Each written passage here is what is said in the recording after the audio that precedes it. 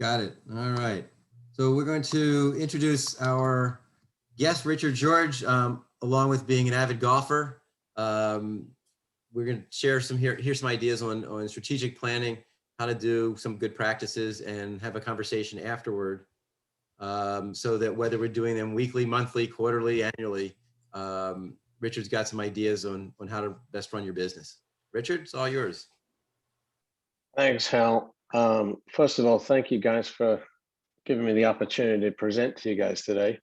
Can you guys see my screen? Not yet. Are we good now? Not yet. Okay, we have a technical issue here.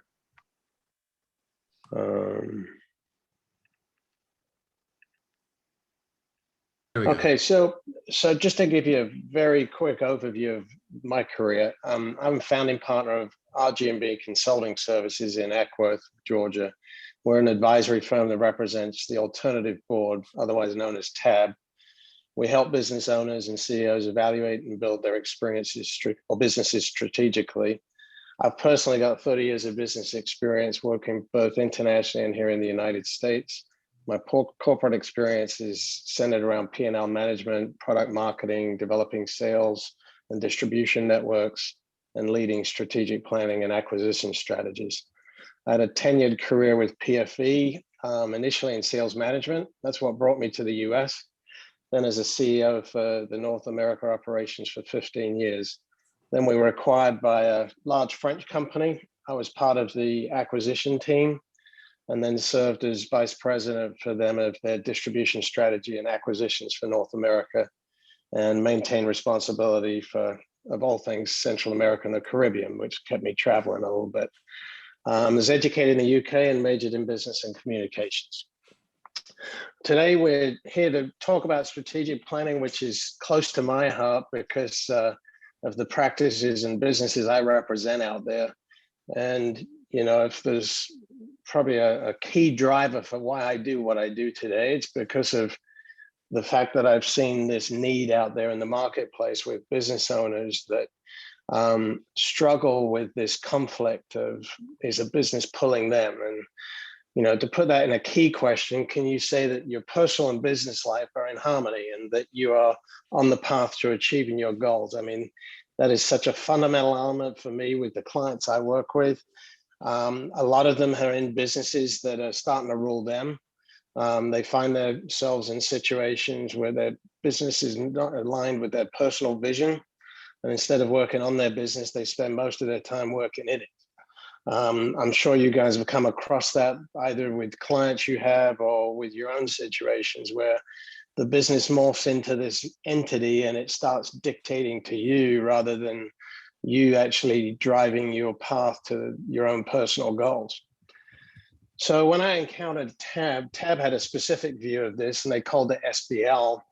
And they suggested that strategic business leadership was change your leadership style from implementing the idea of the week to a strategic approach that focuses on achieving your dreams rather than simply accomplishing tasks. Well, they built this into a whole, let's call it program, where the fundamentals were about aligning personal and business vision. That was taking stock of that through a SWOT analysis of your businesses, and then establishing critical success factors that then aligned you with your goals, strategies for achieving those goals, and then the action plans to take you forward. The best analogy they came up with was this bike. And in effect, the front wheel of the bike is your personal vision of success. And the engine that gets you there is your company vision of success. So the business is really the driver that gets you to your personal destination of where you want to be. So for me, the foundation of what I do with my clients is all centered around strategic planning and how to align what is a personal agenda with a business agenda. And it never ceases to amaze me how often people aren't really in touch with that. They either haven't thought about what their real personal goals are at this stage in their company or personal history, or they really don't have an idea of how much is enough. how big do I want my business to be? Where do I want it to take me? So this is really the foundation.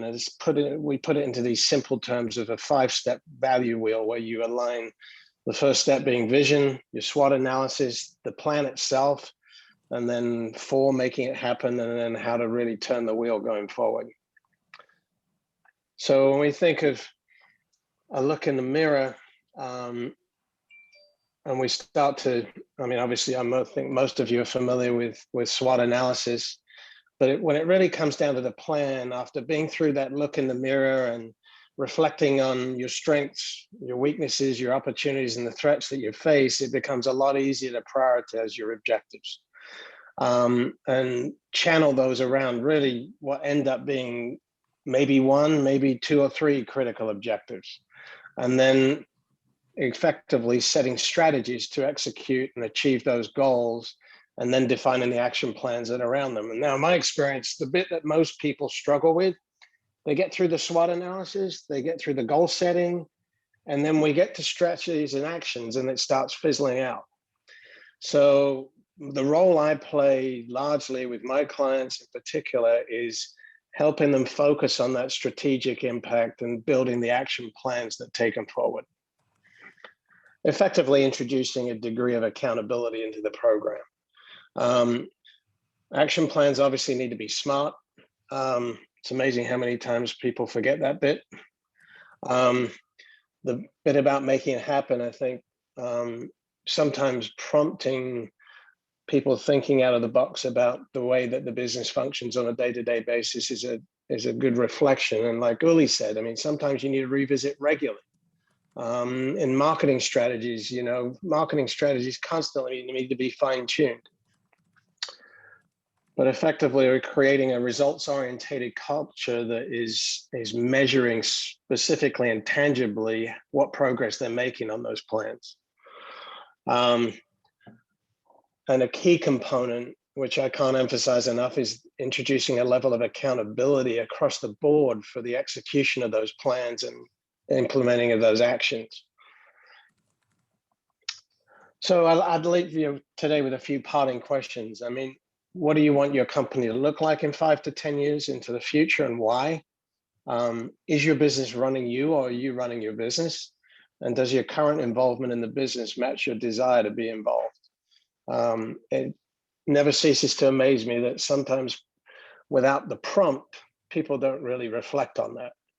So I've found it incredibly rewarding to watch the progress that my clients make in terms of achieving their agendas, not just on a business basis, but on a personal basis.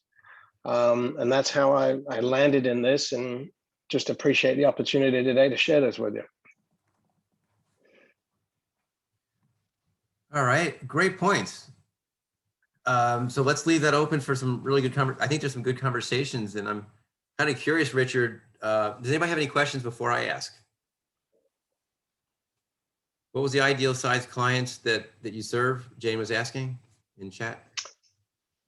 I've been with startups that have evolved. I think for me, it's I don't have a prerequisite. It's more about a path of looking for companies that progressively want to move forward. So right now I work with clients anywhere from 2 to 20 million, and actually some smaller. Other questions? I'll throw one out because I'm kind of curious on this. I'm curious where you said people get stuck on the strategy. They can come up with goals. Sure, I want to retire by this age or work this many hours, and those things are visions. Where are people getting stuck in the strategy part? I think specifically how they're okay in the principle of defining maybe a strategy at a fairly high level of how to execute on a goal. Where they struggle is really putting together the actions and introducing a level of accountability across the team to achieve that goal and effectively implementing the strategies. So they'll come up with a strategy in principle, but they don't execute. So last week we had the SBDC on, and their conversation was, here's all the data. We can show you trends and trends and data of who's doing what or who some of the companies are in your target.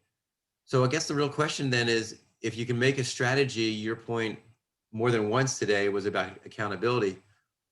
Why are people tripping?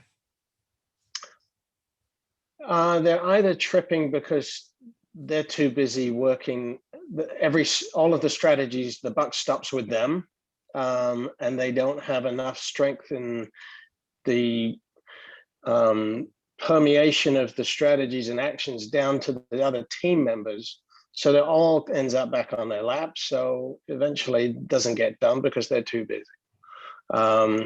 So some of it's lack of depth. I would say that could be a key component. So I'm trying to think who on the call. Uli, maybe you've got a team of people. Where's the accountability? It sounds like you've got weekly meetings and reports. Yeah. So it's interesting. We have our quarterly review come up, right? And so it's like, oh my God, what's our sales goal? What's our marketing goal?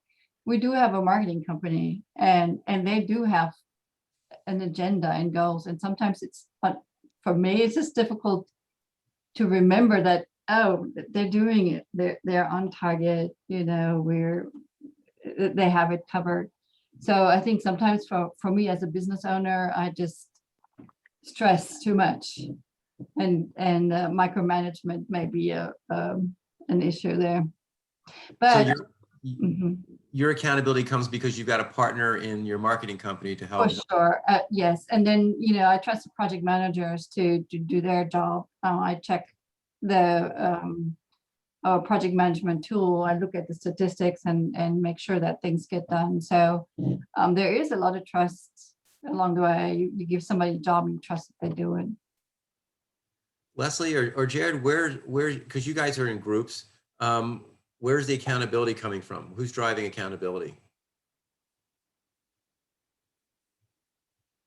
I understand the exact question about working in groups. But I'll say this, whether it be the business that I'm in now or the business I was in previously, I think the hardest part is you're the person that's gotten to that stage. You've done all the work. You can do every job along the way. So you're tempted to kind of jump when things go wrong. You're tempted to jump in and do those jobs yourself rather than, I guess, trust the people around you. And I think that's the big thing, making sure, like Uli said, you have people in charge of certain things that you can trust to do that. That's the hard part, I think. Richard, where do you stand with trust? If Uli brings up, that's one of the things she's kind of, I don't know, almost been pushed into, and Jared's the same way. So your thoughts on finding trusted accountability people, or people to keep you accountable? Well, I think first and foremost, we have an obligation to hold them accountable for performance.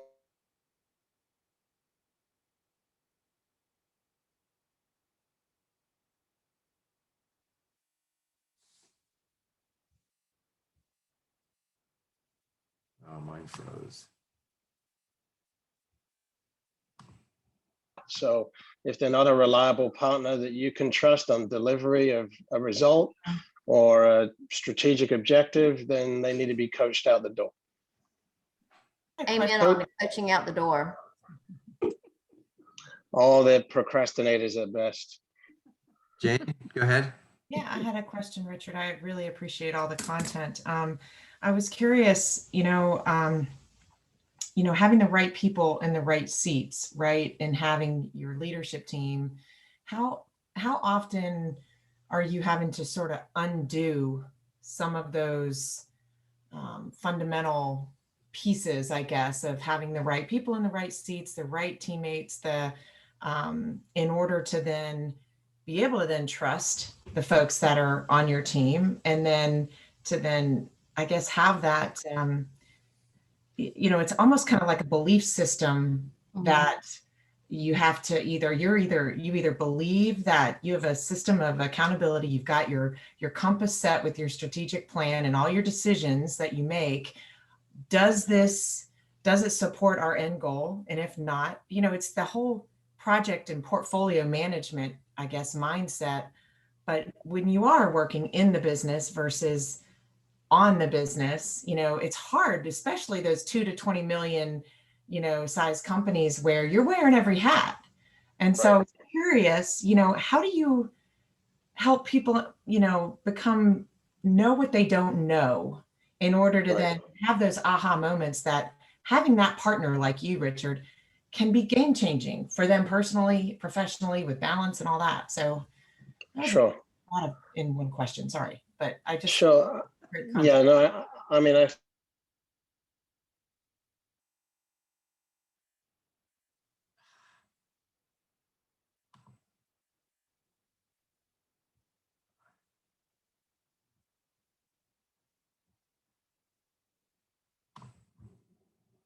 from an employee or even a potential board member with a fellow board member in the same company. So, part of my role is to tell them what I see and be very open and honest about what I see. And if they're procrastinating, I tell them they're procrastinating and helping them introduce the right level of SMART objectives for their key employees. I mean, I've got one particular client that I can relate to seeing that they've grown fairly rapidly in the last few years. But the level of accountability is permeating at a deeper level. And I'm encouraging them. I see it as a constant agenda every year that accountability is permeating to a greater number of levels in the system. And that's partly why they're seeing the success they are, because more people have ownership for the right agenda. And it's permeating down to a much lower level than it ever has done within their company. So when I was growing my own company, I can't tell you how important that was, getting people on the right strategic agenda, giving them ownership for the agenda and telling them what role they play in that agenda was primary. Mm. So is that part of it? Is Sort that of the- a- is- Go ahead, sorry. Is that the leadership that sets that kind of culture, Richard? That more people understand what their objectives are and then run off like Uli was talking about? I don't mean run off negatively, but run off and go do the work. For sure. And I think like the comment there was, they don't know what they don't know. So sometimes it's about just opening up a window, opening up a door and saying, hey, if you don't put these two in alignment, you are going to be working to the wrong purpose. So I think, that's how I see it. I'm glad you mentioned role definition, because that's, in my experience, that's always the one that kind of gets put by the wayside. And then you get out into your plan and everyone's pointing at each other at who is responsible. So I think that's a great point that you made to bring that up. Absolutely. I was in a strategic planning session with a facilitator many years ago. The group got to some really good strategies with Post-its all over the wall. And then we got to the action steps with the who's going to do it by when kind of specificity. And all of a sudden, this group of leaders and scientists who had put a lot of work into their process, they started asking questions like, who's going to lead this? Who's going to lead the implementation of all this strategy that we all came up with? And the facilitator had behind the table this big mirror, and he just held it up so that it faced the group. And everybody started laughing and blushing and just realizing, like, who else did you think was going to do it? Like, you just figured it all out. Now you want to hand it off to some other group that wasn't even here for the last Yes. 2 days. I mean, he just totally, teased them to no, with no mercy, and they totally deserved it. We all did, but it was a great, I call it a facilitator's trick, but it's really just, the truth of, you got this far, now let's get it done. Let's do the action part. Mhm. Yeah, that's why I like our quarterly meetings a lot, because we look at the key performance indicators and everybody's responsible and they have to do their reporting. That's how you hold people accountable. So quarterly is working for you, Uli. To me, I was thinking the same thing, that I stopped only quarterly. Richard, though, any advice on the accountability as far as frequency, and maybe there's different depths of accountability? Yeah, I think it depends a little bit on the teams, but there needs to be a level of monthly accountability, and quarterly is really the benchmark for checks and balances. Are we moving the needle? Are we not moving the needle? Monthly is more about, are we working through our action plans? And is everyone on the same page? Are we behind the 8 ball in any areas? Is the team identify a particular person in the team or department that might need some help in getting over the hump so you can meet the quarterly objectives. But I'm a huge fan of having a quarterly objective and Mhm. saying, guys, this is our quarterly roadmap. Where real check and balance is quarterly. Actions, monthly action meeting is just an update on the project or the project plan. I don't know who might have used before Dan Sullivan's strategic coach program, but I started back in the 90s with Dan Sullivan, and I was going to San Francisco every quarter to attend the group. I no longer attend the groups, but I still use his Pocket Coach, which is a 11 by 17 paper fold out, and I scanned it, I converted it to a spreadsheet. But using that quarterly approach is really, really good for me, is to sit down and look at what I had targeted, what was relevant. There's some things that just become, it's not relevant anymore. Like I started doing it and it just wasn't working. So, you know, things change. But sitting down and monitoring that on a quarterly basis and having it written, I put it on a spreadsheet so I could type everything into it. And I found out that my goal setting went completely sideways, that when I went back to using handwriting, I print it out on the big paper and just write it in, put it out on the desk and write everything in, and then go back and make the changes and make myself a clean one once a quarter, has really just, it has stuck with me for years. And at times I put it down to do something else that I thought was maybe a better idea, try something new. And I've always gone back to that. Thanks, Angie. All right, we're going to wrap up and remind people that if you're looking to get in touch with Richard, here's his contact information. And clearly he sparked some good conversations about what to do weekly, what to do monthly. Uli's got her cadence, and I think that's the key, is having something. And I think, to Angie, to your credit, you have something and then let it live and change as it needs to. So. Accountability is huge. And I think that's where having somebody like Richard would be great.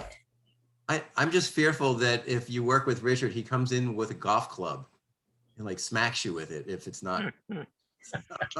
Anyway. That'd be what you need. We go out and play on a day like today. I have other parting tools. shot. Good point. So in wrapping up, a little bit of humor on the right about acting versus doing. Jared, you were right on target with that one. There's your accountability. Really good. Coming up next week, Jeff Bond will be speaking about whether you should be starting a podcast or be on a podcast or what it is. Great stories about what he's been doing and when it works and when it doesn't work. In 2 weeks, Jane, I think, is joining Peter Velarde to talk about the right way to express appreciation for your referral sources. And then we'll talk about remote workers, office environments, and a couple other conversations. So that is it. Thank you all for contributing. And Richard, thank you so much for sharing your advice. This is the kind of little bit of humor and opportunity to hear what's going on and make us think. So, thank you all. Beautiful. Thanks, guys. Thank you, Richard. Appreciate it. Have a great My week. pleasure. Thank you, Richard. Thanks, guys. You too. Hi, everybody. Bye.